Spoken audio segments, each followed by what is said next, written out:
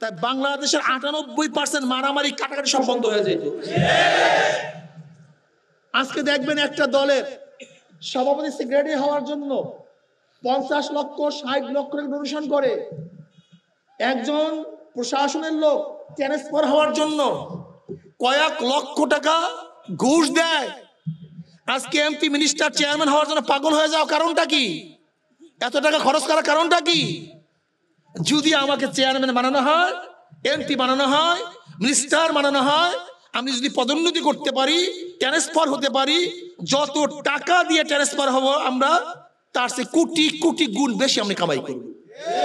সব হারাম, সব হারাম। শুধু হারাম বাদ দাও, শুধু হারাম বাদ দাও, মারামারি কাটাকাটি জুলুম অত্যাচার অবিচার সব বন্ধ হয়ে যাবে। শুধু একটা হাদিসের আমল করো, হারাম খাবো না, হারাম খাবো না। মুসলিম শহীদ হাদিস আসছে, এক সাহাবী প্রশ্ন, ইয়া নবী আল্লাহ, যদি আমি আল্লাহর রাহে শহীদ হয়ে যাই আমার গুনার অবস্থা কি হবে? সব মাফ। যদি কেউ আল্লাহর রাস্তায় শহীদ হয় তার গুনাহ সব মাফ। একটু পরেই বললেন, আমি না কি বললাম, কি বলছিলাম? বলে আপনি তো বলছেন ইয়া নবী আল্লাহ, যদি কেউ আল্লাহর রাস্তায় শহীদ হয়ে যায় গুনাহ সব মাফ। বলে এইমাত্র আমার জিবরাইল আসছে, আমার কাছে জিবরাইল আসছে, তিনি কি বলছেন? ইল্লা হক্কুল ইবাদ, ইল্লা হক্কুল ইবাদ, ইল্লা হক্কুল ইবাদ। যদি কাউর অর্থ মেরে খাও, অবৈধভাবে ভক্ষণ করো, যদি আল্লাহর রাস্তায় গলাও কাটায়া দাও, ওই ব্যক্তি মাফ করার আগ পর্যন্ত মাফ হবে না। আল্লাহর রাস্তায় শহীদ হয়ে যাও, গলাও কাটায়া দাও, কিন্তু যার হক নষ্ট করছো সে মাফ করার আগ পর্যন্ত মাফ হবে না। মুসলিম বুখারীর হাদিস, খুব কঠিন রওয়ায়াত। কি ভাবতেছো অথচ আমরা হারাম খাই? নবী আলাইহিস সালাতু স্পষ্ট হাদিস বলছেন, কি বলছেন? যে রক্ত এবং গোশত হবে হারামের দ্বারা, তার ঠিকানা জাহান্নাম, জান্নাতে যাবে না। একটা হাদিস মানো, হারাম বাদ দাও, দেখবা মারামারি কাটাকাটি জুলুম অত্যাচার কিছুই থাকবে না। আজকে এই রাজনীতি আমাদের কত মুসলমান সন্তানদেরকে বেঈমান বানায় দিচ্ছে, কত মুসলমান সন্তানদেরকে ইসলাম হারা করিয়া ফেলাইছে। যেখানে মুসলমান মুসলমানকে মহব্বত করবে, আল মুসলিমু মান সালামাল মুসলিমুনা মিন লিসানিহি ওয়া ইয়াদিহি, যেখানে মুসলমান মুসলমানদের উপরে নিরাপত্তা লাভ করবে, মুসলমান মুসলমান থেকে নিরাপত্তা পাবে। আর এই রাজনীতির কারণে আজকে মুসলমান মুসলমানদের হামলা করে, হত্যা করে, গালি দেয়, আলেমদেরকে তিরস্কার করে, আলেমদেরকে ঘৃণা করে, আলেমদেরকে পছন্দ করে না। আমি চ্যালেঞ্জ দিয়ে বললাম, যারা অবৈধভাবে অযৌক্তিক ভাবে আলেমদেরকে পছন্দ না করে, আলেমদেরকে ঘৃণা করে, নিশ্চিত ওর মধ্যে ঈমান নাই, নিশ্চিত ঈমান নাই। বেঈমান হওয়া ব্যতীত কেউ আলেমদেরকে ঘৃণা করতে পারে না। তাহলে কারণটা কি বাবা? কারণটা কি? দেখো, আমরা কিন্তু টুপি খুলতে পারি না তা না, পারি কিন্তু খুলি না। যখন তামাম দুনিয়ার থেকে ইসলাম মুসলমান থেকে মিটিয়ে দেওয়ার ষড়যন্ত্র চলতেছে, তামাম দুনিয়ার মধ্যে ইসলাম মুসলমান থাকবে কি থাকবে না এই প্রশ্নের সৃষ্টি হয়েছে। যে জমানায় মানুষ নেকের কাজ ছাড়তেছে, গুনার কাজ ধরতেছে, শুধু গুনার কাজ ধরেই না, বরং গুনার কাজে প্রতিযোগিতা শুরু করছে, কে কার আগে জাহান্নামে যাবে। যে জমানায় মুসলমান ইসলামকে পছন্দ করে না, মুসলমান ইসলামকে পছন্দ করে না, বরং নামধারী মুসলমান ইসলামের সবচেয়ে বড় শত্রু হয়ে গেছে, দুশ্মন হয়ে গেছে। কোন মুসলমান? নামধারী মুসলমান। এই পয়েন্টটা মনে রাখতে হবে, নামধারী মুসলমান ইসলাম সবচেয়ে বড় দুশ্মন। যদি আমি প্রশ্ন করি ইসলামের দুশ্মন কে, মুসলমানের দুশ্মন কে, আপনারা জবাব দিবেন ইহুদি, খ্রিস্টান, মুশরিক। নিশ্চিত তারা দুশ্মন, কোনো সন্দেহ নাই। এর মধ্যে সবচেয়ে বড় ইসলামের দুশ্মন, মুসলমানের দুশ্মন নামধারী মুসলমান। আমি প্রায় উদাহরণ দিই। জঙ্গে জামালে প্রায় 10,000 মুসলমান শাহাদাত বরণ করছে, তাও সবাই সাহাবী এবং তাবী। জঙ্গে সিফিনে 90,000 মুসলমান শাহাদাত বরণ করছে, সব সাহাবী তাবী, সব সাহাবী তাবী। 90,000 মুসলমান, এক দুইজন না। যেই জঙ্গে সিফিনের পর থেকেই যত ফিরকা দেখেন মুসলমানদের মধ্যে, বিভেদ দেখেন, এই সমস্ত বিভেদের সূচনা জঙ্গে সিফিন। এই খারিজি, রাফিজি, মুতাজিলি, মুআত্তিলা, জাবরিয়া, কাদরিয়া, খারিজি, এসব কিছু সৃষ্টি হয়েছে সেই জঙ্গে সিফিন থেকে। পিছনের মাত্র একজন নামধারী মুসলমান, আব্দুল্লাহ বিন সাবা। কয়জন ভাই? একজন মাত্র, একজন নামধারী মুসলমান এই জঙ্গে জামাল, জঙ্গে সিফিনের সূচনা করেছিল। মারাত্মক এক অবস্থা। 712 ঈসাই সালে মোহাম্মদ বিন কাসিম রহমতুল্লাহ আলাইহি একজন মহিলার আর্তনাদের কারণে, তৎকালীন সময়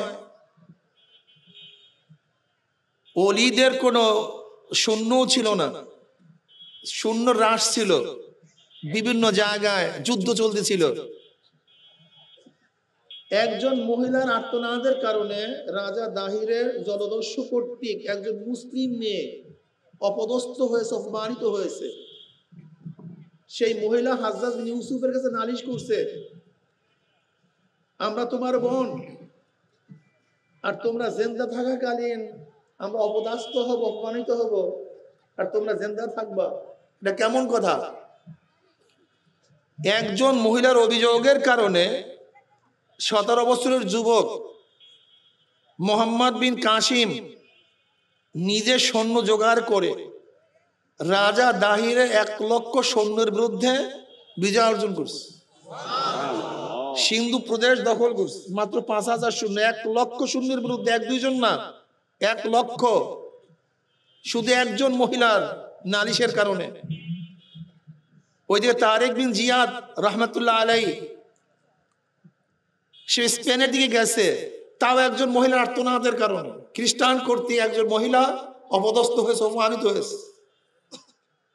তারেক বিন জিয়াদের বয়স 70, বুড়া, আর মোহাম্মদ বিন কাসিমের বয়স 17, একেবারে যুবক। যুবক কি, এটাকে আমরা বলতে পারি বালক।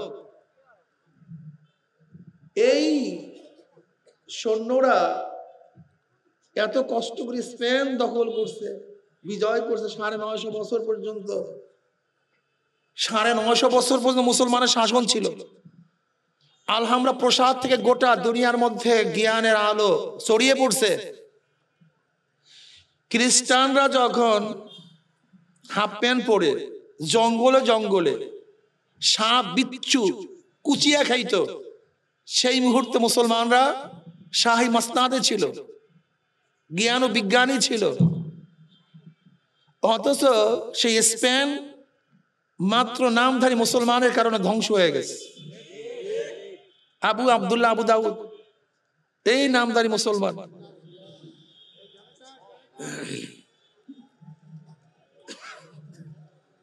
লা ইলাহা ইল্লাল্লাহ, লা ইলাহা ইল্লাল্লাহ, লা ইলাহা ইল্লাল্লাহ, লা ইলাহা ইল্লাল্লাহ, লা ইলাহা ইল্লাল্লাহ, লা ইলাহা ইল্লাল্লাহ, লা ইলাহা ইল্লাল্লাহ, লা ইলাহা ইল্লাল্লাহ, লা ইলাহা ইল্লাল্লাহ।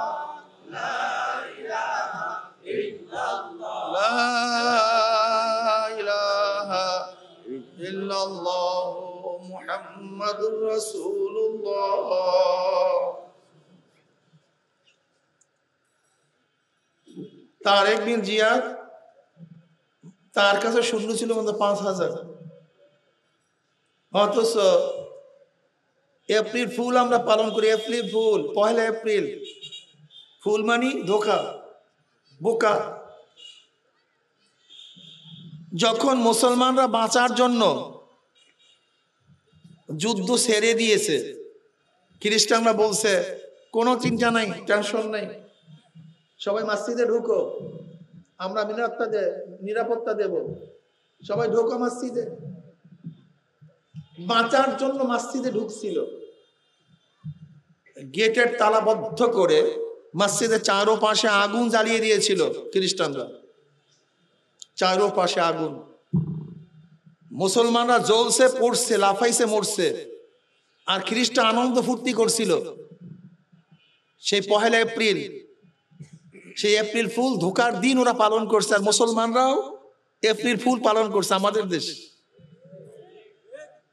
আরে কপাল পরা মুসলমান, কোন এক জাতি, যে জাতি ছিল গোটা দুনিয়ার মধ্যে বাদশা, আর সেই জাতির অবস্থাটা কোথায়? এই যে আমি 2-1টা উদাহরণ দিতে আছি, বুঝেন? 2-1টা উদাহরণ। মুসলমান কি ছিল? হেরাক্লিয়াস তৎকালীন জমানায় সর্বশ্রেষ্ঠ সম্রাট ছিল। আপনারা জানেন আমেরিকা তো আবিষ্কার হয়েছে 1498 ঈসাই সালে। হ্যাঁ, ভাস্কর দা গামার, কলম্বাস পর্তুগিজ, একই সাথে নাম ছিল নৌপথে ভারত বিজয় করবে। ভাস্কর দা গামার তো ঠিকই আসছে সুরাটে, কিন্তু কলম্বাস ভুলে চলে গেছে আমেরিকার দিকে। সে জানতোই না আর একটা দেশ আছে। যেই চর দেখতো ভাবতে এইটাই ইন্ডিয়ার অংশ, এই জন্য বলছে ওয়েস্ট ইন্ডিজ, পশ্চিম ইন্ডিয়া। অথচ সেটা ইন্ডিয়া ধারে গেছে না, আর এক প্রদেশ, আর এক মহাদেশ। সে চলে গেছে সেই দিকে। এটা 1498 ঈসাই সালের ঘটনা। তৎকালীন সময় তো মুসলমানরা গোটা বিশ্ব জয় করছে। এর আগে গোটা দুনিয়ার মধ্যে সম্রাট ছিল 2 জন, পারস্য আর রোম। যেমন আমাদের এই বর্তমান দুনিয়ার মধ্যে 2টা দেশ সবচেয়ে শক্তিশালী, আমেরিকা, রাশিয়া। আর সোভিয়েত ইউনিয়ন বিভক্ত হওয়ার পরে এখন সুপার পাওয়ার আমেরিকা। তৎকালীন সময়েও পারস্যকে পরাজিত করে সুপার পাওয়ার একমাত্র রূপ হেরাক্লিয়াস, হেরাক্কাল, যা সম্রাট ছিল। কারণ বুঝেন পাওয়ারটা কেমন, কত বড় শক্তিশালী। আব্দুল্লাহ বিন হুযায়ফা রাদিয়াল্লাহু তাআলা আনহু যখন রোমে গিয়েছিলেন, হেরাক্লিয়াস জনাবে আহলে কিতাব ছিল, সে আহলে কিতাব ছিল, কিতাবদারি আলেম ছিল। ইবনে নাতুর তার বন্ধু, সেও কিতাবদারি আলেম ছিল, একই ক্যাটাগরির। হেরাক্লিয়াস জনাবে মুহাম্মদুর রাসূলুল্লাহ সাল্লাল্লাহু, পড়েন সবাই সাল্লাল্লাহু আলাইহি, সবাই পড়েন সাল্লাল্লাহু আলাইহি ওয়াসাল্লাম। এটা আমরা অনেকেই ভুল করি। আমার নবীর উপরে একবার দুরূদ পাঠ করবেন, আমার মাওলা পাক রব্বুল আলামিন সাথে সাথে 10টা নেকি নাযিল করবেন। জনাবে মুহাম্মদুর রাসূলুল্লাহ সাল্লাল্লাহু আলাইহি ওয়াসাল্লাম প্রশংসা সম্পর্কে কিতাবের মধ্যে সে পেয়েছেন, সাহাবীদের প্রশংসা সম্পর্কেও কিতাবের মধ্যে ছিল। সেই অনুযায়ী তার শখ জাগছে নবীর অনুসারী দেখার জন্য, পরীক্ষা করার জন্য। হেরাক্লিয়াস তার গভর্নরদেরকে আগেই খবর দিয়ে রাখছে যে যদি নবী মুহাম্মদ সাল্লাল্লাহু আলাইহি ওয়াসাল্লামের কোনো অনুসারী রোমের মধ্যে আসে, তাহলে আমার কাছে নিয়ে আইসো, আমি তাদেরকে পরীক্ষা করব। ব্যাস, আব্দুল্লাহ বিন হুযায়ফা রাদিয়াল্লাহু তাআলা আনহু যখন 40 জন সাথী নিয়ে রোমের মধ্যে ঢুকছে, অ্যারেস্ট করে হেরাক্লিয়াসের দরবারে নিয়ে গেছে, যেহেতু আদেশ ছিল তাদের উপরে। হেরাক্লিয়াসের দরবারে ঢুকতে গেলে মাথা নত করে ঢুকতে হইতো, গেট এইভাবে করা, মাথা নত ছাড়া কেউ ঢুকতে পারতো না। যেমন বাদশাহ আকবরের দরবারে কেউ ঢুকতে গেলে মাথা নত করে ঢুকতে হইতো। আজও পর্যন্ত কমবাক্ত এমন ভাবে ওর কবর করছে যেখানে ঢুকতে গেলে মানুষ নত হইতে হয়। এখনো এই কমবক্ত বাদশাহ আকবরের যারা কবর দেখছেন, ঘুরতে গেছেন, তারা দেখছেন এরকম ঝুইকা ঝুইকা ঢুকতে হয় এখন পর্যন্ত এই কমবক্তের কবরের মধ্যে। হেরাক্লিয়াসের গেট এইভাবে ছিল, মাথা নত করে ঢুকতে হইতো। কিন্তু মুসলমান তো আল্লাহর বাহিরে কাউ সামনে মাথা নত করে না। মুসলমান আল্লাহ ব্যতীত কাউ সামনে মাথা নত করে না। ইমানদার তো একমাত্র মাথা নত করে কার কাছে? আল্লাহর কাছে। এখন ঢুকবি কিভাবে? মাথা নত করতে হবে। মাথা নত করবো না, কিন্তু ঢুকতে হবে। আব্দুল্লাহ বিন হুযায়ফা রাদিয়াল্লাহু তাআলা আনহু এক নতুন পদ্ধতি আবিষ্কার করছে। সে কি করছে? আগে মাথা না ঝুঁকাইয়া আগে পাও ঢুকাইয়া দিস, পাকে ঢুকাইয়া দিস, ভালো মতো তোমার শ্রদ্ধা করি। হেরাক্লিয়াসের ভাই গরম হয়ে গেছে। এত বড় সাহস! মহামান্য সম্রাটের সামনে, মহামান্য সম্রাটের সামনে কেউ পাও দিয়া ঢুকবে তো চিন্তাই কেউ করতে পারে না। আরে বে, তো আগের কথা বলছি, এই ব্রিটিশ আমলে এদেশের হাজারো হিন্দু জমিদার ছিল যাদের কাছে কেউ জুতা পায়ে দিয়ে হাঁটতে পারতো না, যেতে পারতো না, ছাতি মাথায় দিয়ে যেতে পারতো না। জানেন সে অবস্থা কি? আর এক মুসিবতের দেশ। যাই হোক, তা হেরাক্লিয়াসের দরবারে কেউ আগে পাও দিয়ে ঢুকবে চিন্তা করতে পারে না। কিন্তু আব্দুল্লাহ বিন হুযায়ফা রাদিয়াল্লাহু তাআলা কোনো টেনশনই নেই, চিন্তাই নেই। কারণ আজমত বরকত তো কলবের মধ্যে একমাত্র আল্লাহ। কার ভাই? আল্লাহ। যার কলবের মধ্যে আল্লাহর বরকত থাকে, আল্লাহর মহব্বত থাকে, আল্লাহর ভালোবাসা থাকে, সে গোটা দুনিয়ার কাউকে বড় মনে করতেই পারে না, ভালোই বাসতে পারে না। হ্যাঁ, জুলাইখার প্রেমে জুলাইখা ইউসুফ আলাইহিস সালাতু ওয়াস সালামের প্রেমে পড়ে সব কিছু ধ্বংস করছে, কিচ্ছু নাই। তার রাজত্ব, তার ধনট্য, তার জমিদারি, তার স্বর্ণ অলংকার সব কিছু বিসর্জন দিছে। কার প্রেমে? নবী ইউসুফ আলাইহিস সালাতু ওয়াস সালামের প্রেমে সব কিছু বিসর্জন দিছে। কেউ যদি বলতো, জুলাইখা আমি ইউসুফকে দেখছি, অমনি হাতের থেকে একটা চুরি খুলে দিয়ে দিত। জুলাইখা আমার কাছে ইউসুফের খবর আছে, তাই না? অমনি হাতটা খুলে দিয়ে দিত। কথিত আছে 70 গোডাউন ভর্তি তার স্বর্ণ মুদ্রা ছিল, কিন্তু ইউসুফের প্রেমে পড়িয়া সব কারবার শেষ। রাস্তার ফকির রাস্তায় বসিয়া থাকতো, শেষে শুধু ইউসুফের ঘ্রাণ পাওয়ার জন্য, ইউসুফের কথা শোনার জন্য রাস্তায় বসিয়া থাকতো। আল্লাহর কৃষ্ণ আপনারা জানেন, পরবর্তী আল্লাহ পাক রব্বুল আলামিন নবী ইউসুফ আলাইহিস সালাতু ওয়াস সালামের সাথে বিবাহ বন্ধন আবদ্ধ করিয়ে দিয়েছে। কিন্তু যখন বিবাহ করছে এখন আর ইউসুফ ডাকে তার কাছে যায় না, ইউসুফ ডাকে তার কাছে যায় না। এবার নবী ইউসুফ আলাইহিস সালাম আশ্চর্য হয়ে গেছেন। তিনি প্রশ্ন করলেন, জুলাইখা তুমি সেই জুলাইখা না যে তুমি ইউসুফের প্রেমে পড়িয়া সব কিছু ধ্বংস করছে? সেই জুলাইখা কি তুমি না? তাহলে হ্যাঁ, আমি তো সেই জুলাইখা। তো বলতেছে, তুমি আমার ডাকে সাড়া দাও না কেন? রাত্রে যখন ডাকে বলছে কালকে দিনে আসবো। যখন দিনে ডাকে ঠিক আছে রাত্রে আসবো, বাহানা, কিন্তু কাছে আসে না। তো তুমি না সেই জুলাইখা? হ্যাঁ, আমি তো সেই জুলাইখা। তো ঘটনা কি? জবাবটা কি দিয়েছিলেন? শোনো ইউসুফ, যখন আমার মাবুদে হাকিকি, আমার আসল মাবুদের পরিচয় না পাইছি, মাসুদের পরিচয় না পাইছি, ততক্ষণ পর্যন্ত আমি তোমাকে ভালোবাসছি। কিন্তু যখন আমার মাবুদে হাকিকির পরিচয়, ইশক এবং মুহাব্বত আমার মধ্যে চলে আসছে, এখন এই অন্তরের মধ্যে তাকে ব্যতীত অন্য কাউকে ভালোবাসতে পারি না, এক মুহূর্ত আমি তাকে ছাড়া থাকতে পারি না।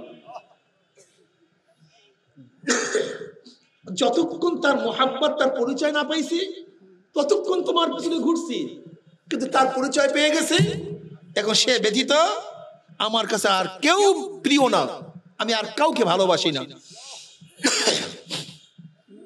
তখন ইউসুফ আলাইহিস সালাম বললেন, জুলাইখা শোনো, আল্লাহ পাকের অভিপ্রায় হলো তোমার গর্ভে আমার দুটো সন্তান হবে, দোনোজনই নবী হবে।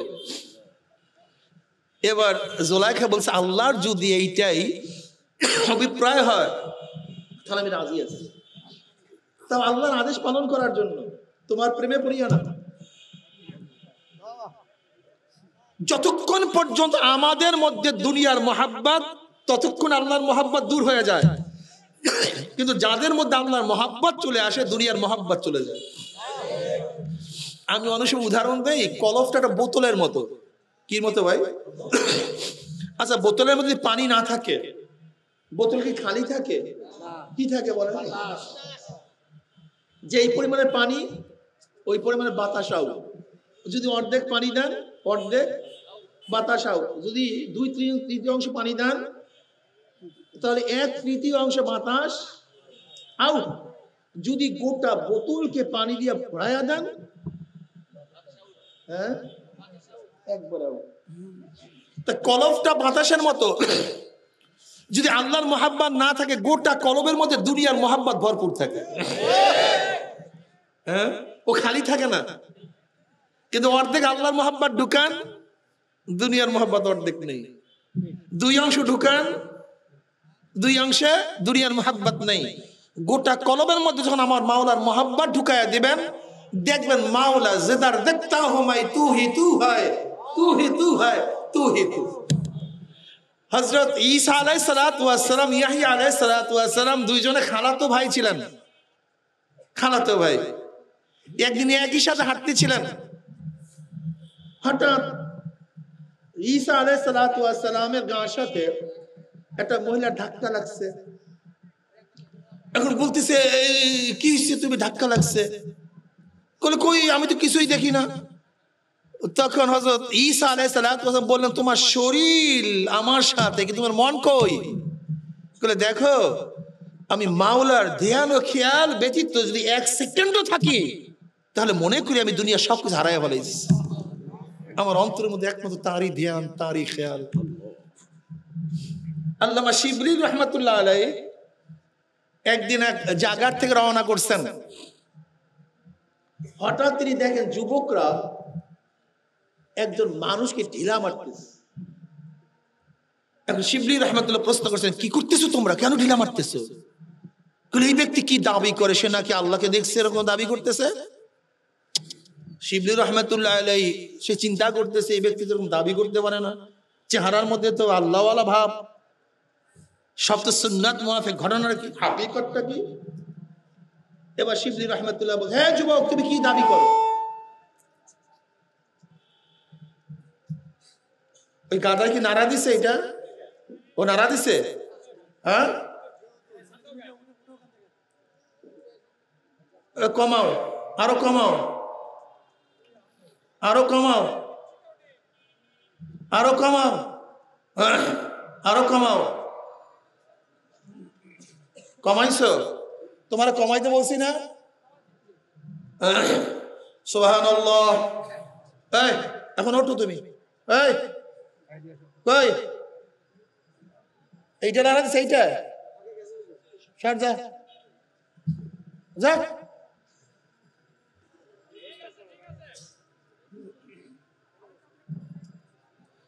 এগুলির মধ্যে সব ত্রুটি এই। ও কতক্ষণ পর পর একটু নাড়া না দিতে পারলে ওর কিন্তু হাত ছুলায়। সবাই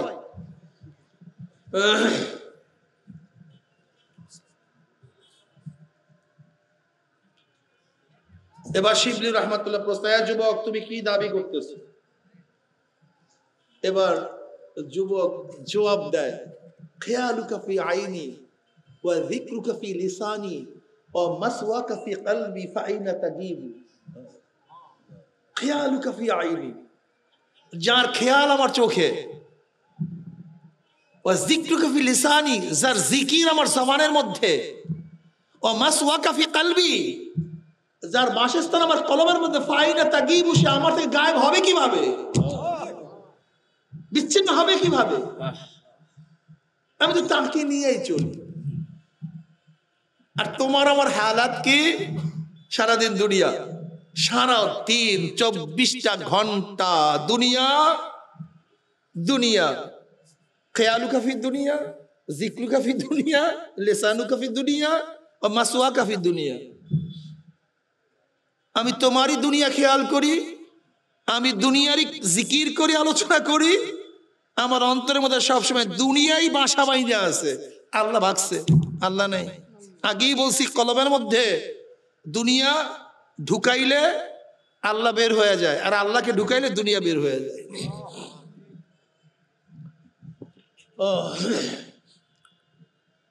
এবার আব্দুল্লাহ বিন হুযায়ফা রাদিয়াল্লাহু তাআলা আজমত, তার বরকত তো কার? তার অন্তরের মধ্যে একমাত্র আল্লাহ। আল্লাহ। জোরে বলেন কার? আল্লাহ। একটু জোরে বলিয়েন আল্লাহর নাম।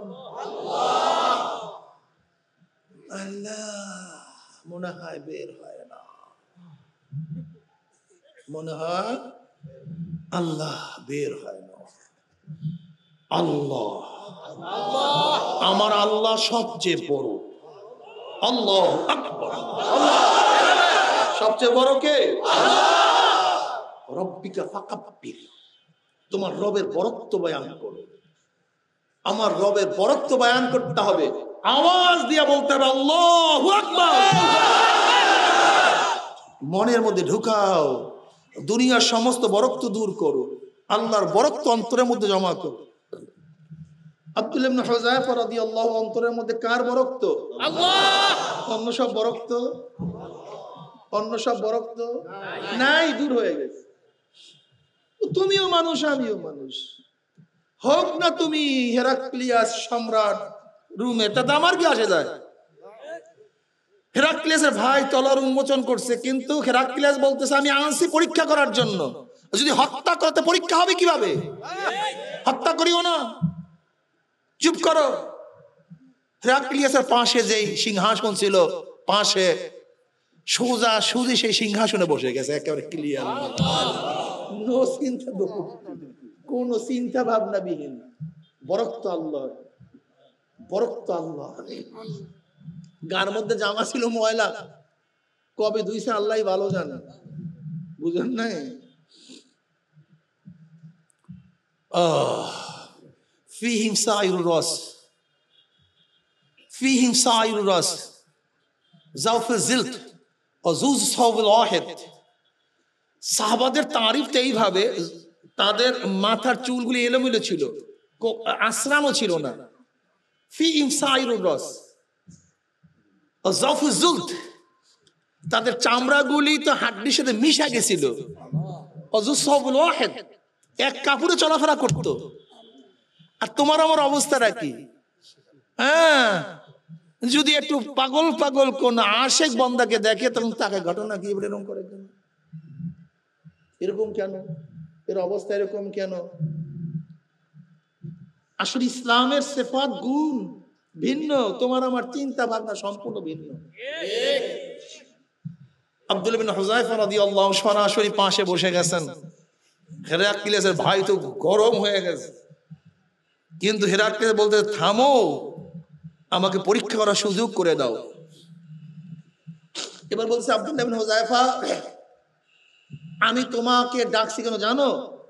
বলে না তো। বলে এটা পরীক্ষা করার জন্য। বলে কি পরীক্ষা? পরীক্ষা করতে চাই, আমার বাদশাহের অর্ধেক তোমাকে দান করতে চাই, দিতে চাই, বাদশাহের অর্ধেক।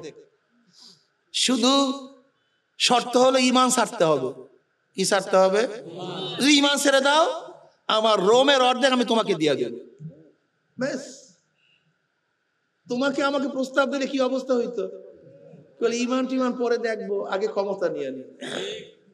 ঈমান টিমান, ইসলাম টিসলাম পরে দেখবো, আগে চেয়ারম্যান হয়ে নেই। ঈমান ইসলাম পরে দেখবো, আগে এমপি হয়ে নেই, মিনিস্টার হয়ে নেই। কিন্তু আব্দুল্লাহ ইবনে হুযায়ফা রাদিয়াল্লাহু জবাব কি ছিল? হেরাক্লিয়াস, অর্ধেক সাম্রাজ্য তো দূরের কথা, গোটা দুনিয়ার সাম্রাজ্য আমাকে দিল, আমি ঈমান ছাড়বো না।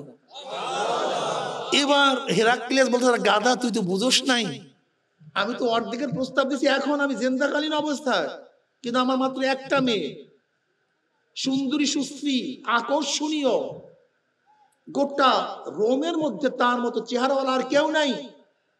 আমি একমাত্র মেয়েকেও তোমার সাথে বিবাহ দেব, আর আমি যখন মারা যাব গোটা সম্রাটের মালিক তুমি। বাস, সুন্দরী সুস্ত্রী মেয়েও পাইলা আর সাম্রাজ্যও পাইলা, শুধু শর্ত ঈমান ছাড়তে হবে। আব্দুল্লাহ ইবনে হুযায়ফা রাদিয়াল্লাহু বললেন, শোন হেরাক্লিয়াস, তোর একটা মেয়ে কেন, গোটা দুনিয়ার সুন্দরী সুস্ত্রী মেয়েও যদি আমার পায়ের উপরে ফেলানো হয়, গোটা সুন্দরী মেয়েদের লাথি মারবো, কিন্তু ঈমান ছাড়তে পারবো না। তোমার আমার অবস্থা। আমিনু কামা আমানান নাস, আমিনু ঈমান আনো, আমল কামা আমানান নাস, আমানান নাস। নাসের আগে আলিফ লাম, মাহাদে খারিজি, মাহুদে খারেজ কারা? সাহাবী। আমিনু কামা আমানা সাহাবা, ঈমান আনো যেইভাবে সাহাবার ঈমান এনেছেন। আজকে তোমার আমার ঈমান টালি হবে, মুয়াজানা হবে সাহাবাদের ঈমানের সাথে। যেরকম বিদেশে বায়ার আসে মাল ক্রয় করার জন্য, স্যাম্পল, এই স্যাম্পল অনুযায়ী আমাকে 1 কোটি পিস মাল দিবা, দস্তখত করো স্যাম্পলের উপরে। দস্তখত করছেন, মাল সাপ্লাই দেওয়ার সময় হয়ে গেছে, এবার স্যাম্পল নিয়ে আস, মিলায় দেখছে স্যাম্পলের সাথে মিল, সব মাল নিয়ে যাবে। কিন্তু স্যাম্পলের সাথে যদি একটু অমিল থাকে, সব মাল প্রত্যাখ্যিত হবে। ঠিক কিয়ামতের ময়দানে আমাদের ঈমানের সাথে সাহাবাদের ঈমানের টালি করা হবে, টালি ওই স্যাম্পলের সাথে। যাদের ঈমানের সাথে সাহাবাদের ঈমান মিলবে, সেই ঈমান আল্লাহর কাছে কাবিলে কবুল হবে। আর যাদের ঈমানের সাথে সাহাবাদের ঈমান মিলবে না, সব প্রত্যাখ্যিত হবে। আর সেই সাহাবাদেরকে গালি দাও, ঘৃণা করো, মোহাব্বত নাই। হুব্বুল আনসার মিনাল ঈমান, হুব্বুস সাহাবা মিনাল ঈমান, হুব্বুল মুহাজির মিনাল ঈমান। বুখারীর রওয়ায়াত উল্টায় দেখো, মুহাজিরদের মোহাব্বত ঈমানের অংশ, আনসারদের মোহাব্বত ঈমানের অংশ। কি ভাবতেছো কি? সাহাবাদেরকে বদনাম করবা, সাহাবাদের উপর আদাওয়াত থাকবে, দুশ্মনী থাকবে, আর তুমি জান্নাতে যাবা। বাদ দাও তোমার জান্নাত, বাদ দাও তোমার জান্নাত। যেরকম আমার বাবাকে বাদ দিয়ে দাদার পরিচয় কোনোদিন দিতে পারি না, দাদার পরিচয় বাদ দিয়ে আমার তালুর পরিচয় দিতে পারি না, ঠিক সাহাবাদেরকে মাঝখানে বাদ দিয়ে নবীর উম্মত দাবি করতে পারি না। কোরআন পাইছো কিভাবে? হাদিস আসছে কিভাবে? কলেমা আসছে কিভাবে? মাঝখান থেকে কানেকশন ডিসকানেক্ট করে তুই বাতি চালাইতে চাও, মাঝখানে কানেকশন ডিসকানেক্ট করে তুই ফ্যান ঘুরাইতে চাও, তুমি সাহাবাদেরকে ঘৃণা করে গালি দিয়ে বাদ দিয়ে তুমি ঈমান আনতে চাও। মিথ্যুক, মিথ্যুক, এটা সম্ভব না। সাহাবাদের মোহাব্বত তো আমার নবীর মোহাব্বত, সাহাবাদের মোহাব্বত আমার নবীর মোহাব্বত। আব্দুল্লাহ ইবনে হুযায়ফা রাদিয়াল্লাহু তাআলা এই প্রত্যাখ্যান দেখে হেরাক্লিয়াস ভাবছে লোভে কাজ হবে না, এবার তাকে ভয় দেখাও। মানুষকে কন্ট্রোল করার জন্য 2টা জিনিসের প্রয়োজন, একটা হলো লোভ আর একটা কি? ভয়। লোভ, তাই লোভে কাজ হয় না, এবার ভয় দেখাও, আটকিয়ে দাও আব্দুল্লাহকে। আব্দুল্লাহ ইবনে হুযায়ফা রাদিয়াল্লাহু তাআলাকে এবং তার সাথী থেকে জেলে আবদ্ধ করছে। কিন্তু হেরাক্লিয়াস বলে, খবরদার, খানার ইজাজত নাই। আর ডাক্তার সাহেব, যখন খানা না খেলে মারা যাওয়ার সম্ভাবনা আছে, তখন তুমি আমার কাছে বলবা এখন খানা দিতে হবে। কি খানা বরাদ্দ হবে আমি বরাদ্দ করব। আসতে আসে তো অবরুদ্ধ অবস্থায়। এবার ডাক্তার বলতেছে, মহামান্য সম্রাট, এখন খানা না দিলে মারা যাবে, খানার ব্যবস্থা করেন। হেরাক্লিয়াস কি বলছে? যাও, গোশের পরিবর্তে শুয়ারের গোশ নিয়ে যাও, আর পানির পরিবর্তে শরাব নিয়ে যাও। অনাহার উপবাস খাবেন, খাদ্য আসছে, হাত দিবে। অমনি বলতেছে জেলার সাহেব, আব্দুল্লাহ, তোমার জন্য যে খানা বরাদ্দ করা হয়েছে এ তো শুয়ারের গোশ, আর পানির পরিবর্তে শরাব, মদ, এর বাইরে কোনো তোমার জন্য খানা বরাদ্দ নাই। খেলে খেতেও পারো, না খেলে মরতেও পারো। আপনি আমি কি করতাম?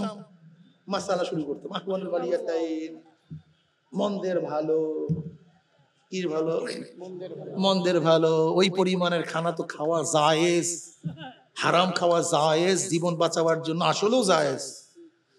আসলেও তুমি আমি মাসালা খুঁজ করতাম, কিন্তু সাহাবারা কি মাসালা জানতেন না? কথা বলেন না, তারা মনে হয় মাসালা জানতেন না।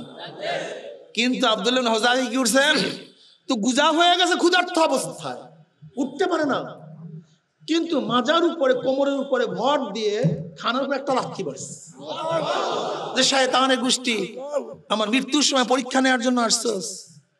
মুসলমান মারা যেতে পারে কিন্তু হারাম পেটের মধ্যে ঢুকাতে পারে না, হারাম খেতে পারে না, এর নাম মুসলমান। মুসলমান হারাম খেতে পারে না, তোমরাও হারাম খাইও না। যে হারাম খায় সে মুসলমান না। যে হারাম খায়, ইজা ওয়াকাত লুকমাতুন মিনাল হারামি ফি বাতনি ইবনে আদম লাআনাহু কুল্লু মালাকিন ফিস সামাই ওয়াল আরদ মা দামাত তিলকা লুকমাতু ফি বাতনিহি ওয়া ইন মাতা আলা তিলকাল হালাত ফামাওয়াহু জাহান্নাম আও কামা ক্বালা নবী আলাইহিস সালাতু ওয়াস সালাম। বনি আদমের পেটের মধ্যে এক লোকমা যদি হারাম ঢুকে, আসমান জমিনের সমস্ত ফেরেশতারা তার উপর লানত বর্ষণ করতে থাকে। যদি ওই অবস্থায় মারা যায়, ফামাওয়াহু জাহান্নাম, তার ঠিকানা জাহান্নাম। আমি বিশ্বাস করি এই এক হাদিসের উপর আমল করা হইতো যে হারাম খাবো না, তাই বাংলাদেশের 98% মারামারি কাটাকাটি সব বন্ধ হয়ে যেত। আজকে দেখবেন একটা দলের সভাপতি সেক্রেটারি হওয়ার জন্য 50 লক্ষ 60 লক্ষ টাকা ডোনেশন করে, একজন প্রশাসনের লোক ট্রান্সফার হওয়ার জন্য কয়েক লক্ষ টাকা ঘুষ দেয়। আজকে এমপি মিনিস্টার চেয়ারম্যান হওয়ার জন্য পাগল হয়ে যাও, কারণটা কি? এত টাকা খরচ করার কারণটা কি? যদি আমাকে চেয়ারম্যান বানানো হয়, এমপি বানানো হয়, মিনিস্টার বানানো হয়, আমি যদি পদোন্নতি করতে পারি, ট্রান্সফার হতে পারি, যত টাকা দিয়ে ট্রান্সফার হব আমরা, তার চেয়ে কোটি কোটি গুণ বেশি আমি কামাই করব। সব হারাম, সব হারাম। শুধু হারাম বাদ দাও, শুধু হারাম বাদ দাও, মারামারি কাটাকাটি জুলুম অত্যাচার অবিচার সব বন্ধ হয়ে যাবে। শুধু একটা হাদিসের আমল করো, হারাম খাবো না, হারাম খাবো না।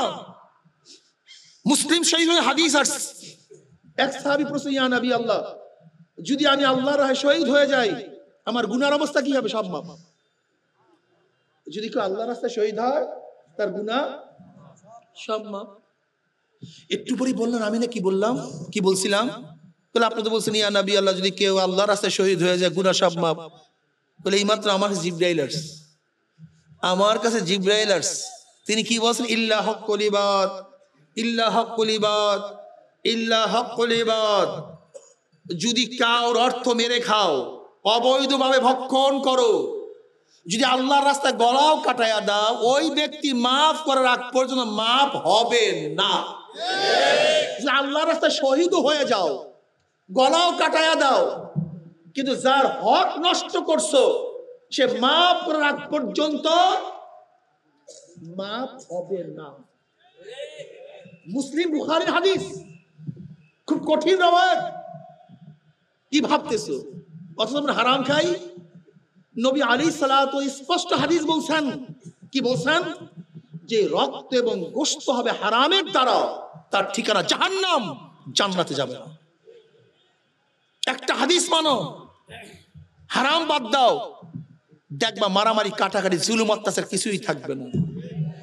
আজকে এই রাজনীতি আমাদের কত মুসলমান সন্তানদেরকে বেঈমান বানায় দিচ্ছে, কত মুসলমান সন্তানদেরকে ইসলাম হারা করিয়া ফেলাইছে। যেখানে মুসলমান মুসলমানকে মহব্বত করবে, আল মুসলিমু মান সালামা আল মুসলিমুনা মিন লিসানিহি ওয়া ইয়াদিহি, যেখানে মুসলমান মুসলমানদের উপরে নিরাপত্তা লাভ করবে, মুসলমান মুসলমান থেকে নিরাপত্তা পাবে। আর এই রাজনীতির কারণে আজকে মুসলমান মুসলমানদের হামলা করে, হত্যা করে, গালি দেয়, আলেমদেরকে তিরস্কার করে, আলেমদেরকে ঘৃণা করে, আলেমদেরকে পছন্দ করে না। আমি চ্যালেঞ্জ দিয়ে বললাম, যারা অবৈধভাবে অযৌক্তিক ভাবে আলেমদেরকে পছন্দ না করে, আলেমদেরকে ঘৃণা করে, নিশ্চিত ওর মধ্যে ঈমান নাই, নিশ্চিত ঈমান নাই, বেঈমান হওয়া ব্যতীত কেউ আলেমদেরকে ঘৃণা করতে পারে না। তাহলে কারণটা কি বাবা? কারণটা কি? দেখো, আমরা কিন্তু টুপি খুলতে পারি না তা না, পারি কিন্তু খুলি না। আমরা কিন্তু দাড়ি কাটতে পারি না তা না, কাটতে পারি কিন্তু কাটি না। আমরা যে লম্বা জামা ছাড়তে পারি না তা না, পারি কিন্তু প্যান্ট শার্ট পরি না। আমরা যে গাঁজা বা মদ পান করতে পারি তা না, পারি কিন্তু সেবন করি না। আমরা আওয়ামী লীগ বিএনপি জাতীয় পার্টি জাসদ বাসদ করতে পারি না তা না, পারি কিন্তু করি না। আমরা সুদ ভিত্তিক ব্যবসা করতে পারি না তা না, পারি কিন্তু। আমাদের বাচ্চাদেরকে আমরা কলেজ ইউনিভার্সিটি অক্সফোর্ড ক্যামব্রিজে পড়াতে পারি না তা না, তা না। আমার বাবাও আমাকে পড়াতে পারতেন না তা না, পারতেন কিন্তু পড়ান নাই। আমি আমার বাচ্চাদেরকে গোটা দুনিয়ার যে কোনো প্রতিষ্ঠানে পড়াতে পারি, সে অর্থ আল্লাহ পাক আমাদের দান করছেন। পারি না তা না, কিন্তু পড়াই না। তোমাদের মধ্যে এইটাই ভুল, তোমাদের ভুল মেসেজটাই এখানে। তোমরা ভাবো আলেমরা এক গোষ্ঠী, আমরা ভিন্ন গোষ্ঠী, ওলামায়ে কেরাম ভিন্ন জাত, আমরা ভিন্ন জাত। না রে বাবা, অরিজিন তো এক, মেটাল এক। তোমরাও যে গোশত মাংসের, গোশত এবং রক্তের, আমরা একই গোশত এবং একই রক্তের, ভিন্ন কোনো ম্যাটার আমাদের মধ্যে নেই। তোমাদেরও যে মন, আমাদের একই মন। তোমার সিনেমা দেখতে মনে চায়, আমার কি দেখতে মনে চায় না? কথা বলেন না কেন? 100 বার দেখতে মনে চায়, 100 বার দেখতে মনে চায়। তোমার মেয়েদের তাকাতে মনে চায়, আমার কি চায় না? 100 বার আমার মেয়ের দিকে তাকাতে মনে চায়। তোমার গান শুনতে মনে চায়, আমার কি চায় না? 100 বার চায়। চায় না তা না, চায় কিন্তু চাই না। সিনেমার দিকে তাকাতে মন চায় না তা না, মন চায় কিন্তু তাকাই না। গান শুনতে মনে চায় না তা না, শুনতে মনে চায় কিন্তু শুনি না। হারাম খাইতে মনে চায় না তা না, মনে চায় কিন্তু খাই না। অবৈধ কাজ করতে মনে চায় না তা না, মনে চায় কিন্তু করি না। কারণটা কি? আল্লাহর ভয়ে। বিশ্বাস করছি আল্লাহকে, বিশ্বাস করছি কিয়ামতকে, বিশ্বাস করছি মিজানকে, বিশ্বাস করছি পুসরাতকে। চিন্তা কি করি? আল্লাহর সামনে যাহা কিছু করছি, ওয়া আন্না আমাল বানি আদম কাওলহুম ইউজান। হযরত বুখারী রাহমাতুল্লাহ আলাইহি তার বুখারী শেষ করছেন, ওয়া নাদাউল মাওয়াজিল আল কিসত লিয়াউমিল কিয়ামাহ ওয়া আন্না আমাল বানি আদম কাওলহুম ইউজান। কিয়ামতের ময়দানে আল্লাহ পাক রব্বুল ইনসাফের মিজান, ইনসাফের পাল্লা স্থাপন করবেন এবং বনি আদম যত কথা এবং যত কাজ করছে, যাহা কিছু কল্পনা করছে, সব কিছু ওজন করা হবে, সব কিছু ওজন করা হবে। এই ভয়তে করি না, পারি না তা না, মন চায় তা না, সবই চায়, সবই চায় কিন্তু করি না। তোমরা আওয়ামী লীগ বিএনপি জাতীয় পার্টি জাসদ বাসদ করো, কি আমাদের সে বড় লিডার হতে পারছো নাকি? জ্ঞানী বেশি নাকি? বক্তৃতা বেশি পারো নাকি? সাহস বেশি নাকি? বংশমালী বেশি নাকি? না, কিছুই না। কিন্তু চিন্তা করছি দুনিয়া কয়দিন, কয়দিন। এই যে আমাদের এক ভাই সভাপতি ছিল, ওইটা আলামী সাহেব, জুয়ান মানুষ, নাই দুনিয়া, নাই দুনিয়াতে। দুনিয়া কি? এটা স্বপ্নের জিন্দিগি, এটা স্বপ্নের জিন্দিগি, স্বপ্নের জিন্দিগি। কবে জন্ম হইলাম, কবে দাঁত উঠছে, কবে দাঁত পড়ছে, আবার কবে দাঁত উঠছে, কবে কোন তারিখের থেকে এই চেহারার মধ্যে দাড়ি ওঠা শুরু করছে, আবার কবে কোন তারিখের থেকে কাঁচা দাড়ির মধ্যে সাদা রং লাগানো শুরু হয়ে গেছে। কে চোখের পাওয়ার হরণ করতেছে, কি কানকে দুর্বল করে ফেলাইতেছে, কে হাতের শক্তি রহিত করতেছে, কে মাজা কোমরকে ঝুঁকায় ফেলাইতেছে। যেরকম বিকালবেলা রাখাল গরু ছাগল গুলি হাঁকাইতে হাঁকাইতে গোয়াল ঘরের দিকে নিয়ে যায়, কি যেন তোমাকে আমাকে পিছন থেকে হাঁকাইতে হাঁকাইতে কবরের দিকে নিয়ে রওনা করছে। এই তো হাকিকত। हकीकत से तो दुनिया बेखबर है, दुनिया की नुमाइश पर नजर है, दुनिया का दोस्ती मिस्ल कागज फूल है, जाहिरी में खुशनमा है, हकीकत में कुछ नहीं। कबे जन्म हইলাম, कबे दाঁত উঠলো, कबे दाঁত পড়লো, কবে কোন তারিখের দিকে চেহারার মধ্যে দাড়ি ওঠা শুরু করলো, আবার কবে কোন রং তুলি কাঁচা দাড়ির মধ্যে সাদা রং লাগানো শুরু করছে। কই আমার বন্ধু কোথায়? ছোটবেলা যাদের সাথে মক্তবে পড়াশোনা করছি এরকম অনেক সাথী দুনিয়াতে নাই। যাদের সাথে এইটে পরীক্ষা দিছি, মেট্রিক পাস করছি, কাপিয়া পাস করছি, দাওরা ফারেক হয়েছি, এরকম অনেক ছাত্র ভাই আজকে দুনিয়ার মধ্যে নাই। আমার ছাত্র আজকে দুনিয়াতে নাই, আমার বাবাও দুনিয়াতে নাই, আমার ছোট ভাইও দুনিয়াতে নাই, দাদাও দুনিয়ার থেকে বিদায় হয়ে গেছে। আমার ছোট ভাইকে আমি নিজে জানাজা দিছি। দাদা ও নানা, তুমি তো তোমার নাতির লাশ কাঁধের মধ্যে নিয়া কবরের মধ্যে দাফন করিয়া ফেলাইছো। ও বাবা, তুমি তো তোমার ছেলের জানাজা হাজির হয়ে গেছো। সুস্থ মানুষও দুনিয়ার থেকে বিদায় হয়ে গেছে, অসুস্থ মানুষও দুনিয়ার থেকে বিদায় হয়ে গেছে। যে ঔষধ বানাইছে সেও মারা গেছে, যেই দোকানদার ঔষধ বিক্রি করছে সেও মারা গেছে, যেই ডাক্তার প্রেসক্রিপশন করছে সেও দুনিয়ার থেকে বিদায় হয়ে গেছে, যেই রোগী ঔষধ সেবন করছে সেও দুনিয়ার থেকে বিদায় হয়ে গেছে, যেই জজ সাহেব ফাঁসির রায় লিখছে জজও মারা গেছে, যেই আসামিকে লিখছে সেও মারা গেছে, যেই জল্লাদ ফাঁসি কার্যকারী করছে সেও দুনিয়ার থেকে বিদায় হয়ে গেছে। যে জুলুম করছে জালেমও নাই, মাজলুমও নাই, বাদশাও নাই, পুরজাও নাই, ধনীও নাই, গরিবও নাই, শিক্ষিত মূর্খ সব মাটিতে খাইয়া ফেলাইছে। সবাই তো বিদায় হওয়ার পালা, তোমার আমার পালা সামনে। খবরদার হিসাব নিকাশ না মিলাইয়া কেউ মাওলার কবরে যাইও না। ইব্রাহিম বিন আদম রাহমাতুল্লাহ আলাইহি শাহী মহলে শায়িত অবস্থায় আছেন। হঠাৎ আওয়াজ, কিসের আওয়াজ? কে তুমি? ইব্রাহিম বিন আদম, আমার একটু উট হারানো গেছে, খোঁজার জন্য আসছি। আর আহম্মদ, ছাদের মধ্যে উট পাওয়া যায় নাকি? উট খোঁজ করি মরুভূমির মধ্যে, জঙ্গলের মধ্যে।